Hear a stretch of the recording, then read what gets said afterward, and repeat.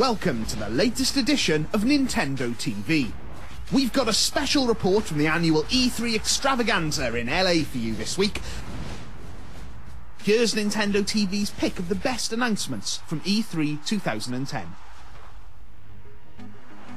Here at Nintendo TV, we're always impressed with how Nintendo consistently managed to be at the forefront of gaming technology. And this year's E3 was absolutely no exception, with the official unveiling of the groundbreaking 3DS. 3D is no longer just a way for movie studios to shake an extra couple of pounds out of cinema goers. Now Nintendo will be giving you all the power of three-dimensional entertainment in the palm of your hand. Well, hands actually, but who's counting? The initial design is amazing. The 3DS technology is housed within a design so sleek you could eat off it. Or see yourself in it. Whatever's better. One of the main draws of the 3DS will be that you don't have to wear those daft 3D glasses to use it. Nobody looks good in those things, right? The catalogue of games that will be available is frankly one of the best we've ever seen. For anything. Ever. One of the first titles out of the starting gate will be Kid Icarus Uprising. Sorry to keep you waiting! Yes, that's right. Pit, the winged scamp from the classic NES adventure, has finally been given a makeover to help launch Nintendo's brand new system. According to Nintendo President Satoru Iwata, the game will make full use of the 3D system, with enemies popping out of the screen to surprise players. We quite like the thought of being surprised by enemies in 3D. We quite like the thought of being surprised by anything in 3D, though. There's no official release date for the 3DS yet, but be sure to keep watching Nintendo TV for the latest 3DS information.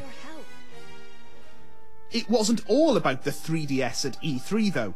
Nintendo opened their conference with a huge demo of the brand new Legend of Zelda game, Skyward Sword. Boasting a fresh new graphical style, it's the follow-up to the award-winning Twilight Princess, which was released on the Wii way back in 2006. Little is known about the Skyward Sword referred to in the title at present, but a sword we do know something about is the one Link carries around to carve up his enemies better than an Asbo chef in a Jamie Oliver restaurant. Putting the Wii Motion Plus to good use, Link's main weapon handles smoother than ever before and lets you really feel every swing. See this ugly plant thing? Watch us slice him open. Please don't try this on the flowers in your back garden though. They really won't like that. With loads of new weapons joining series favourites like the bow, bomb and slingshot, Skyward Sword looks set to bring Hyrule into the 21st century. What century was it in before? Okay, moving on. Be sure to join us on Nintendo TV next week for an in-depth look at Link's new adventure. Whether you remember GoldenEye on the N64 or not, you should be pretty excited about the announcement of the brand new Wii exclusive remake. The original game did for first-person shooters what Bond did for Martinis and Aston Martin. You take control of the new improved 007, played by Daniel Craig, not that old Brosnan guy. And you'll encounter some classic Bond characters along the way, like the guy with the teeth, and the guy who throws a hat. Questionable clothing-based weapons aside, GoldenEye on the N64 defined a generation of gamers. Look out for the finished game in the shops later this year. Through the ages, many have tried to contain Donkey Kong's jungle rumble, but few have succeeded. Coming from the same genius team that gave us the brilliant Metroid Prime series, expect something extraordinary when Donkey Kong returns before the end of 2010. The game draws inspiration from its Super Nintendo forefathers and will largely be a side-scrolling adventure. But as 3D was Nintendo's word of the week at E3, expect beautifully rendered three-dimensional landscapes. You can see here how Donkey Kong makes full use of his surroundings as he blasts himself around the screen, accompanied by his favourite furball friend, Diddy Kong. Diddy helps his larger companion out with new abilities, like a jetpack. No, we don't know where a monkey would get a jetpack from either, so don't even bother asking. Metroid Other M made its E3 debut in 2009, but Nintendo were intent on really showing off the upcoming action title this year. Bounty hunter Samus Aran is back in this all-new adventure, which takes place between the events of Super Metroid and Metroid Fusion. Don't worry about being too confused if you're a newcomer to the Metroid franchise though. The game will be easy enough to pick up. Fans will be impressed by the way Samus handles, as the game smoothly switches between traditional third-person platforming and frantic first-person blasting.